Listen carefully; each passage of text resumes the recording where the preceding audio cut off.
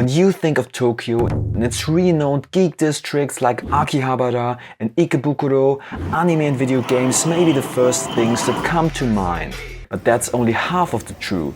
I found that Tokyo is also one of the best places in the world for Warhammer GUNPLA and plastic model kits in general. I'm Stahly from Tale of Painters, and in this video I dive deep into the uncharted realms of Otaku Tokyo, revealing my top 7 hobby spots you have to visit on your next trip, plus a few more tips and shopping advice along the way. Our first stop takes us to the beating heart of Tokyo's otaku culture, Akihabara. And here we find the Warhammer Café, Tokyo's brand new Games Workshop flagship store that opened in December 2022. The 41st millennium blends into reality here thanks to the atmospheric gothic interior design with an enormous screen running the latest Warhammer Plus animations. The shop is huge by Japanese standards and crammed with display cabinets of beautifully painted miniatures from the Japanese community, gaming tables and of course Warhammer kits galore. In addition to the main range, there are also many Forge World models available, as well as various merchandise such as art prints, which can usually only be found at Warhammer World in Nottingham. Despite the low yen, however, Warhammer prices in Japan are significantly higher than in Europe and the US, so it's more rewarding to visit the shop for the great displays, to have a game or to indulge in one of the delicious Wrath of Caliban pistachio iced lattes. By the way, there are many more official Warhammer stores in Tokyo. For example in Harajuku, in a side alley of the famous Takashita Street. These stores tend to be rather small and hardly different from Warhammer stores as you know them in Europe and UK. But as Takashita Street is a must visit on every Tokyo trip for its bubbly atmosphere and vibrant Harajuku fashion scene, why not drop by when you're in the area?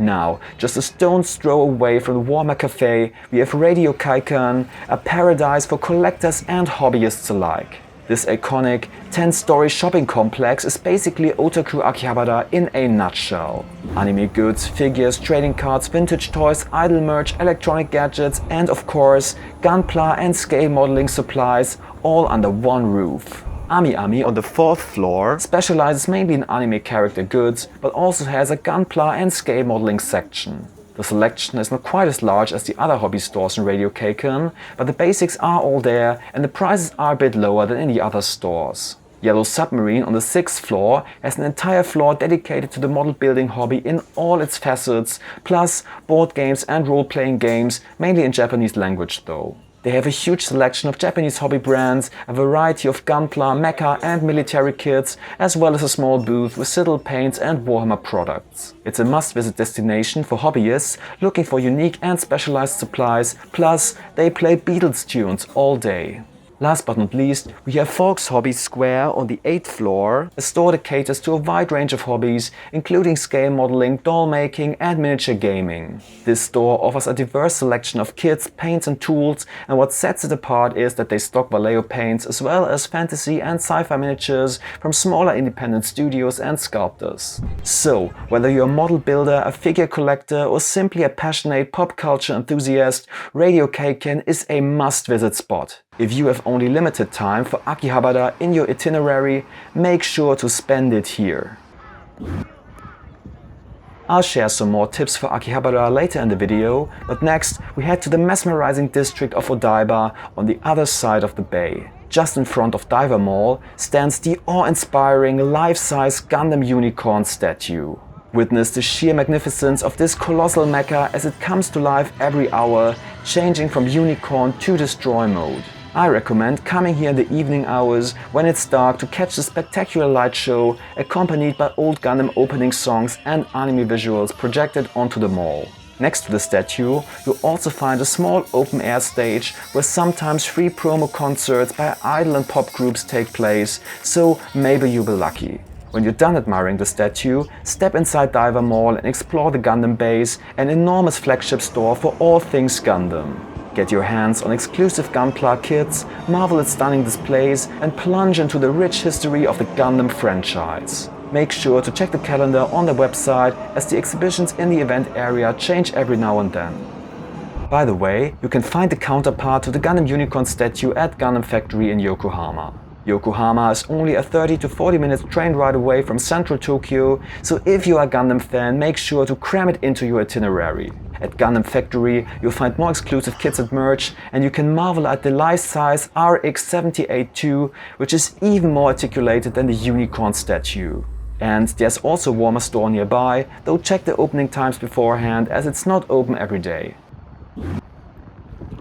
Odaiba has a plethora of tourist-worthy spots and activities to enjoy, but a must-see for every miniature and scale modeling enthusiast is the Small Worlds exhibition, an immersive attraction featuring meticulously crafted miniature diorama worlds. Prepare to spend hours as you explore lifelike landscapes and famous landmarks on a miniature scale. There are various displays, such as a replica of Kansai Airport with planes taking off and landing, and a futuristic space center, but most exciting for all anime and pop culture geeks are certainly the Neon Genesis Evangelion and Sailor Moon areas. There's one room with an underground hangar launching AVAs, and another with a huge diorama of Neo Tokyo 3, complete with retracting buildings and a day and night cycle. The Sailor Moon display is inspired by 90s era Tokyo and full of Easter eggs, featuring iconic locations from the cult anime such as the Game Center, Hikawa Shrine and Dead Moon Circus, as well as a display of Crystal Tokyo. Small Worlds offers a unique opportunity to experience beloved anime and real-life settings in a whole new way, transporting you into a captivating miniature universe. And when you need a break from all the shopping and sightseeing, why not relax the afternoon away with a board game and a hot beverage? There are quite a few board game cafes sprinkled throughout Tokyo, and the good thing is that many board games that are released in Japan are actually the international versions, just with an additional Japanese game manual. So chances are you will find a lot of English language games to play. Just a few train stops away from Nakano Broadway, we find Little Cave in Koenji. It's a super chill board game cafe with not only a deep selection of over 2000 games, but also adorable and very Instagrammable meeple-shaped waffles. As in all Japanese board game cafes, you pay a seating fee per person, plus you have to order at least one drink. If you play for 3 to 5 hours, the fee caps at 2000 yen, and if you want to play all day, you pay no more than 3000 yen. You can also enjoy typical cafe food like omurice and burgers, and choose from soft drinks to hot beverages and alcohol. The only downside is that the staff doesn't really speak English and the menu is in Japanese as well, as it's often the way in non-touristy establishments. But with the camera function of the Google Translate app, I found this was not a big problem, and with very simple Japanese phrases like "korebo kudasai" while pointing to the menu item you want, you should have no problems as the staff is patient. And, as I said, there are a lot of English and even German language games to satisfy your gaming cravings.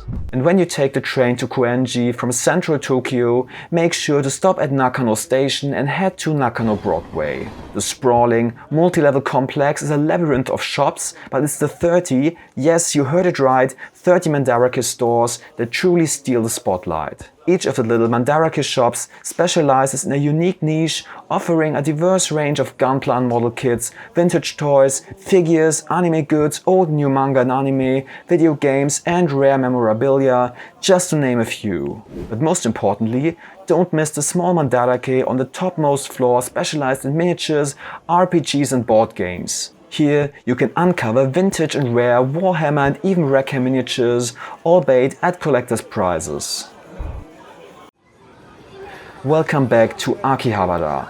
In the video description below you'll find a list of many more hobby shops in Tokyo I can recommend. Let me know in the comments below if you know a good spot that's not featured in this video, so I can put it on the list. But one more shop I would like to highlight is Yodobashi Akiba, right by the train station. Yodobashi Camera is one of the largest consumer electronics chains in Japan, and the 6th floor of the Akihabara branch is wholly dedicated to toys and games. Japanese toy aisles are next level. You'll find an extensive selection of high-end action figures like SH Figuarts, Nandoroids and statues, alongside an impressive array of Plamo kits and supplies. At Yodobashi Akiba, you will find all your favorite Japanese brands like Tamiya, Mr. Hobby, Godhand and more, paints, tools, airbrush supplies, as well as a large selection of Games Workshop products and Citadel paints. prices are usually lower than in the smaller hobby stores in Akihabara, and from a purchase of over 5,050 yen, you can shop tax-free, which means you save another 10% in addition to benefiting from the low Japanese yen.